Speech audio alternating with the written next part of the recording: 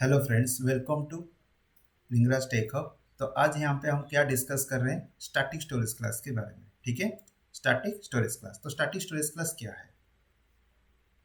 तो static storage class क्या होता है ना, ये अगर कोई भी वेरिएबल में आप एक बार डिक्लेयर कर देते हो, ये multiple number of times memory reallocate नहीं होता है, एक ही बार अलोकेट होगा एंड एंटायर प्रोग्राम में यूज कर सकते हो। लेकिन ये स्कोप के अंदर ये जनरली होता है, जब आप स्कोप से निकल जाते हो ये उसका कोड का काम खत्म। लेकिन स्कोप के बाहर भी आपका ये जनरल, अगर आप डाटा एक्सेस करते हो एक उसी वेरिएबल को, आपको फिर से डिक्लेयर करना पड़ेगा। लेकिन ये विद इन द स्कोप है। अगर ग्लोबल करते हो एंटर द प्रोग्राम में आप एक्सेस कर सकते हो कहीं पे। अगर लोकल करते हो with in the scope it is a valid, but if you update multiple number of times same particular variable, then the data which will be assigned this particular variable which will contain as a updated information, not a initialize value और initial information. ठीक है, मतलब आप यहाँ पे जो भी data update करोगे उसी डाटा को एक्सेप्ट करेगा। जितने बार आप इसको कॉल करोगे उतना नया मेमोरी एलोकेशंस नहीं होगा। तो आप यहाँ पे मैं आप मतलब यहाँ पे जो भी पॉइंट्स में कवर कर रहा हूँ मैं वो सारा चीज़ बता देता हूँ। Static storage class is use to declare static variable and the variable preserve their value, that is a last value even when they are out of the scope. अगर स्कोप से वो निकल भी जाते हैं ना, तो ये जनरली लास्ट वैल्यू को प्रिजर्व करके रखते हैं। ठीक है, मैं आपको दिखाऊंगा कैसे लास्ट वैल्यू प्रिजर्व होता है। Static variables are initialized only once and exist till the termination of the program. Program termination होने तक ये एग्जिस्ट करता है। The memory is allocated only once up to the static variable and no new memory reallocated because they are not redeclared। ठीक है, declare नहीं होता, एक बार डिक्लेयर हो गया और कोई भी वेरिएबल में पहले स्टैटिक ऐड कर दिए, बस हो गया, वंस वंस से दैट वेरिएबल रजिस्टर हो गया। ठीक है, global static variables can be accessed anywhere in the program. By default they are assigned by the zero by the compiler. Yes, तो यहाँ पे आप देख सकते हो मैं लिख दिया हूँ life span whole program. Life time अगर बोलते हो तो पूरा प्रोग्राम में रहता है, विजिबिलिटी लोकल के अंदर रहता है। जो स्कोप यहाँ पे बोल रहा हूँ उसी के अंदर ही रहेगा। जब स्कोप खत्म हो जाएगा वो पर्टिकुलर वेरिएबल का भी एक्सेस खत्म हो जाएगा। तो when static is used on a class data member, it cause one copy of the member and to be shared by all the object।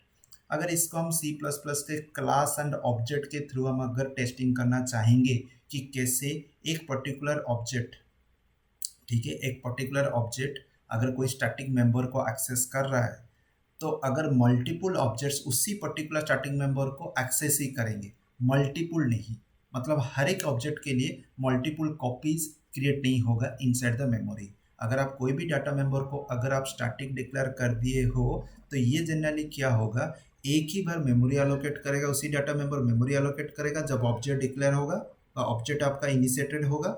तो उसी ऑब्जेक्ट क्या करेगा, आपका 5 ऑब्जेक्ट 6 ऑब्जेक्ट 10 ऑब्जेक्ट भी हो गया, सारा 10 ऑब्जेक्ट एक ही स्टैटिक वेरिएबल को एक्सेस करेंगे। हर एक पर्टिकुलर ऑब्जेक्ट के लिए अलग सा कॉपी क्रिएट नहीं होगा उसी डाटा मेंबर को एक्सेस करने के लिए। अगर आप नॉर्मल केस में जाओगे, हर एक ऑब्जेक्ट के लिए अलग सा डाटा मेंबर एक्सेस होगा अगर स्टैटिक डिक्लेयर नहीं होता तो। ठीक है, अगर स्टैटिक डिक्लेयर नहीं होता तो अगर स्टैटिक डिक्लेयर हो जाता है तो आपको करना क्या है ना, हर एक पर्टिकुलर ऑब्जेक्ट को उसी पर्टिकुलर स्टैटिक वेरिएबल को आप एक्सेस कर सकते हो। ये क्लास के अंदर आप इजीली ये समझ सकते हो। मैं एक प्रोग्राम करके ये दोनों आपको समझाऊंगा कि स्टैटिक स्टोरेज क्लास को कैसे हम क्लास में एंड नॉर्मल वे में यूज करते हैं। तो डायरेक्टली हम प्रोग्राम में चलते हैं। री एलोकेशन इज नॉट पॉसिबल। एक बार एलोकेट हो गया, टर्मिनेशन होने तक ये जो भी डाटा अपडेट डाटा उसके पास मिलेगा वो प्रिजर्व करके रखता है। नेक्स्ट अगर फंक्शन कॉल होता है व नेक्स्ट किसी ऑपरेशनल टैक्स होता है। ठीक है, तो इसलिए मैं यहाँ पे आपको ये चीज़ बोलता हूँ। थोड़ा कोड के अंदर हम डायरेक्टली देखते हैं। तो यहाँ पे हम क्या करते हैं, use of static storage class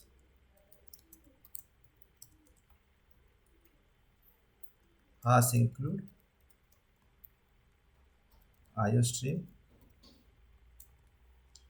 using name space std int main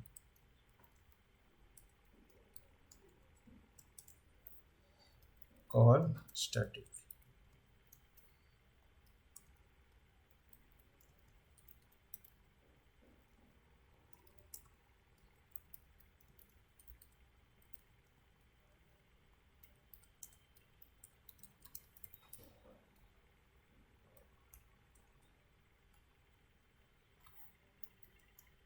okay.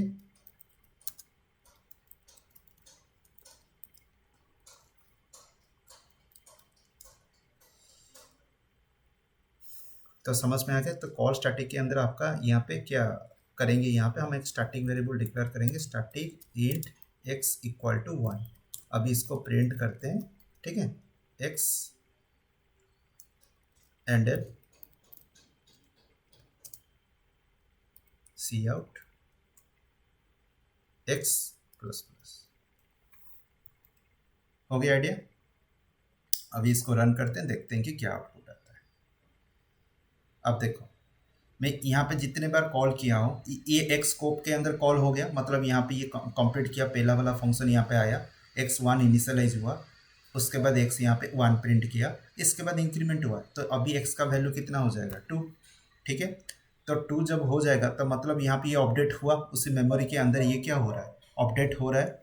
अगर मैं यहाँ पे इसके बाद यहाँ पे अगर एक बोलता हूँ x यहाँ पे आपका 1 आया, लेकिन इस केस में आपका x इक्वल टू 2 आएगा। कैसे ना, जब यहाँ पे ये जाता है फिर से कॉल होके, तो यहाँ पे क्या होगा ना, ये जो रीअलोकेट फिर से नहीं होता, एक ही बार एलोकेशन हो गया तो हो गया, तो इसी पर्टिकुलर लोकेशन के अंदर ही अपडेट होता है। तो प्रीवियसली जो भी डाटा अपडेट हुआ था ये प्रिजर्व करके रख रहा है। हम जो स्टेटमेंट अभी पढ़ रहे थे यहाँ पे प्रिजर्व करके रख रहा है, तो this is the preserve. Okay, ये जो प्रिजर्व यहाँ किया ना, सेकेंड जो हमने दो यहाँ पे जो अपडेट हुआ था उसी डाटा को यहाँ पे प्रिंट किया, ठीक है। जब थर्ड में आया फिर से इंक्रीमेंट हुआ था, तो x इक्वल टू यहाँ पे 3 आया, ठीक है। इसी तरह का अगर आप क्लास एंड ऑब्जेक्ट के थ्रू जाओगे, वहीं पे भी वहाँ पे भी सेम चीज़ होता है। अगर मैं क्लास ऑब्जेक्ट के थ्रू जाके दिखाता हूँ, static using class and object, static using class object. तो देखो मैं यहाँ पे सिंपल सा एक क्लास लेता हूँ, hash include iostream using namespace std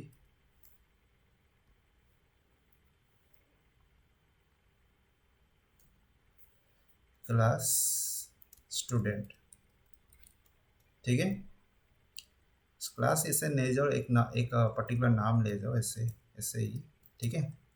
तो इसके अंदर पब्लिक डिक्लेयर करो, क्योंकि by default C plus plus में बाय डिफ़ॉल्ट आपका जो भी मेंबर आप डिक्लेरेशन करोगे with in the class that is a private.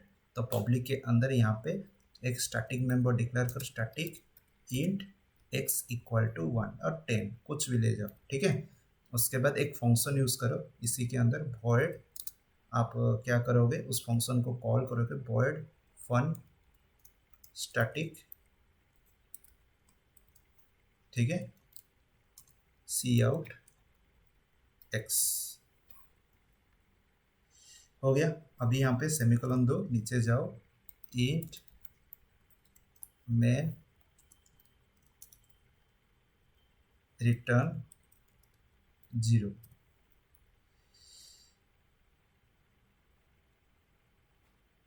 तो रिटर्न 0 यहाँ पे डाल दिया। अभी ऑब्जेक्ट क्रिएट करो, ए, ठीक है, equal to new A, then A dot, आपको फॉर्म ये करना है, फिर से मैं कर रहा हूँ, अगर अनदर ऑब्जेक्ट क्रिएट कर रहा हूँ इसका एक अनदर ऑब्जेक्ट क्रिएट कर, ये तो एक ऑब्जेक्ट हो गया, उसी क्लास का मैं a2 एक ऑब्जेक्ट कर रहा हूँ, a2 इक्वल टू न्यू ए, ठीक है। अभी a2 डॉट फंक्शन हो गया।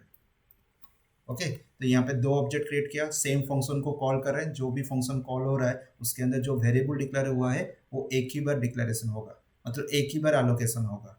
ये मल्टीपल नंबर ऑफ टाइम्स हर एक ऑब्जेक्ट के लिए डबल री एलोकेशंस नहीं होगा, तो ये चीज़ आपको याद रखना है, ठीक है। अगर मैं इसको रन करता हूँ तो देखो क्या आता है। तो यहाँ पे एक चीज़ एरर आया, conversion of A to non scalar type as requested. यहाँ पे स्टैटिक इंट एक्स से मैंने एक्स को तो यहाँ पे प्रिंट किया, तो यहाँ पे ये चीज़ कुछ एरर दिखा रहा है। अगर मैं नॉर्मल ऐसे इसको हटा देता हूँ तो देखते हैं, ओनली चेक करने के लिए ये काम कर रहा है कि नहीं। तो ओके, जस्ट ए मिनट, मैं थोड़ा चेक कर लेता हूँ। ओके, तो यहाँ पे ये प्रॉब्लम क्या है, पहले तो हम ऐसे डिक्लेयर करते थे ऑब्जेक्ट को, तो अभी यहाँ पे ये चीज़ अभी डिक्लेरेशन नहीं हो रहा है, ठीक है। तो अभी इसको यहाँ से हटा सकते हो, न्यू कीवर्ड यूज़ करने की ज़रूरत नहीं है, ठीक है। ओनली सिंपल डिक्लेयर कर दो, क्योंकि मल्टीपल लैंग्वेज में पढ़ रहा हूँ तो इस वजह से यूजेस भी मुझे, मतलब जावा में कोई डिफरेंट हो रहा है, सी में, पाइथन में भी कुछ डिफरेंट है, तो इस वजह से मेरा भी कन्फ्यूजन रह जाता है। ओके, ठीक है, तो ये सॉर्ट आउट हो गया कि ए एंड A2 में क्या है। तो आपको ऐसे नॉर्मली डिक्लेयर करना है, अगर मल्टीपल डिक्लेरेशन करना है तो आपको ये मल्टीपल टाइम्स आपको रीडिक्लेरेशन करने की जरूरत नहीं है। A2 कॉमा A3 ऐसे भी आप डिक्लेरेशन कर सकते हो। तो उसके बाद आप यहाँ पे A3 डॉट फंक्शन कॉल कर दिए, काम खत्म हो गया। तो अभी इसको रन करो, देखो कैसे x का वैल्यू हर एक टाइम आपका यहाँ पे अपडेट हो रहा है।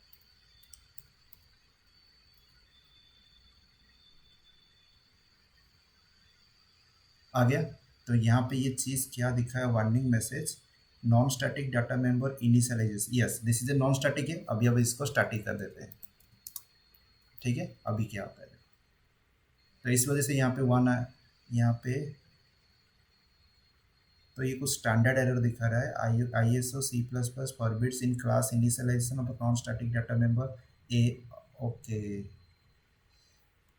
तो ये बोल रहा है इसको ग्लोबलाइजेशन करने के लिए Ctrl+X, तो यहाँ पे आप इसको एक्सेस करोगे, लेकिन इसको ग्लोबल वे में ए स्कोप रिजोल्यूशन ऑपरेटर करके एक्स डिक्लेयर करना पड़ेगा। मतलब यहाँ पे स्टैटिक डिक्लेयर करो, कॉट करके देखते हैं ये होगा कि नहीं। हो तो गया, लेकिन यहाँ पे ये क्या हुआ ना, अभी जब मैं फंक्शंस कॉल कर रहा हूँ ना, ये उसी एक्स का जो वन है ये वही डाटा ले रहा है, इसका इंक्रीमेंटल नहीं ले रहा है। तो मैं इंक्रीमेंट कैसे करूँगा, तो यहाँ पे मैं नीचे आ जाऊँगा, आई और एक्स प्लस प्लस कर दूँगा, ठीक है। तो यहाँ पे आपका एक्स को मैं प्लस प्लस कर दिया, तो इसको यहाँ पे ना रख के ये इसका एंड में यहाँ पे रख देते हैं, ठीक है। अभी चेक करते हैं,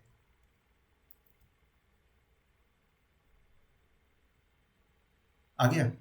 तो ये था क्लास एंड ऑब्जेक्ट को यूज़ करके आप कैसे कर सकते हो जनरली स्टैटिक का यूज। तो यहाँ पे तीन ऑब्जेक्ट है, अगर यहाँ पे मैं स्टैटिक में ग्लोबल क्या करना पड़ा, ग्लोबलाइजेशन, आप यहाँ पे एक्स को मतलब A colon scope resolution operator X करके कर सकते हो डिक्लेरेशन, क्लास का नेम करके।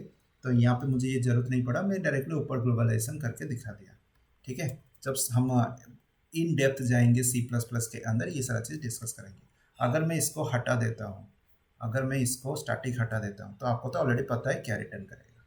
अगर मैं स्टैटिक हटा देता हूँ तो ये जनरली आपका 1 2 3 यहाँ पे तो डिक्लेयर कर रहा है, क्योंकि ये नॉर्मल वे में डिक्लेरेशन हुआ है, अपडेट इसलिए हो रहा है क्योंकि रीडिक्लेरेशन में आपका ये अपडेट हो रहा है। लेकिन अगर यहाँ पे आप स्टैटिक डिक्लेयर करते हो, ये आपका क्या कर रहा है ना, हर एक टाइम पे सेम, मतलब री एलोकेशन नहीं हो रहा है, ठीक है। तो ये फंक्शन के थ्रू कॉल हो रहा है, इस वजह से जो प्रीवियस वाला ऑटो में मैं मतलब विदाउट स्टैटिक किया था, इस वजह से ये अपडेट दिखा रहा है। तो अगर ये फंक्शन के अंदर ना होके अगर मैं स्कोप रिजोल्यूशन ऑपरेटर यूज़ करके करता है तो कुछ डिफरेंट आता है, ठीक है। मैं इसके ऊपर अलग सा वीडियो बनाऊंगा, स्कोप रिजोल्यूशन ऑपरेटर यूज़ करके कैसे स्टैटिक को हम यूज़ कर सकते हैं क्लास एंड ऑब्जेक्ट के अंदर, ठीक है। तो समझ में आ गया नॉर्मल वे में हम कैसे कर सकते हैं, एंड क्लास ऑब्जेक्ट को यूज़ करके कैसे हम ये यूज़ कर सकते हैं। अगर अभी भी कुछ भी आपका माइंड में डाउट है, आप कमेंट बॉक्स में लिख सकते हो, ठीक है। एंड उसके बाद मैं आपको सारा चीज़ कुछ भी अगर मुझे लगता है कि इसके ऊपर बनाना है वीडियो, मैं बनाऊंगा, ठीक है। तो अगर ये वीडियो आपको पसंद आया है, इसको लाइक एंड शेयर करो, बेल आइकन को क्लिक करो, एंड इस चैनल को सब्सक्राइब करो, बेल आइकन को क्लिक करो, जब भी वीडियो अपलोड करूँगा आपको नोटिफिकेशन मिल जाएगा, ठीक है। Thank you.